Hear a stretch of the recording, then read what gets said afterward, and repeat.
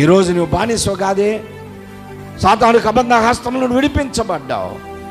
లోకములో ఎవరికి నువ్వు బానిసవు కాదు, సాతానుకు కూడా బానిసవు కాదు. క్రీస్తు తన స్వరక్తం ఇచ్చి నిన్ను విడిపించాడు, స్వతంత్రుడుగా చేశాడు. మరలా దాస్యమని కాడి కిందకి వెళుతున్నావా? మనల్ని మనం పరీక్షించుకుందాం. ప్రార్థన చేయండి, ఎవరు సిగ్గుపడద్దు, ప్రార్థన చేయండి. నీకు ఒక్కొక్కరిగా ప్రార్థన చేయడానికి సమయం లేదు. అందరూ నోరు తెరవండి, పెదవులు విప్పి హృదయపూర్వకంగా ప్రార్థన చేయి.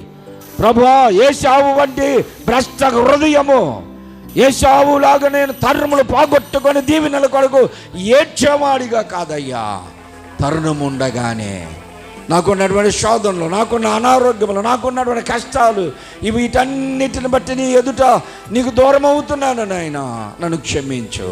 ఈ కష్టాలు నీకు శాశ్వతం కాదు ప్రియ సహోదరుడా, సహోదరి. ఇప్పుడు ఉన్నటువంటి దుఃఖము నీకు శాశ్వతం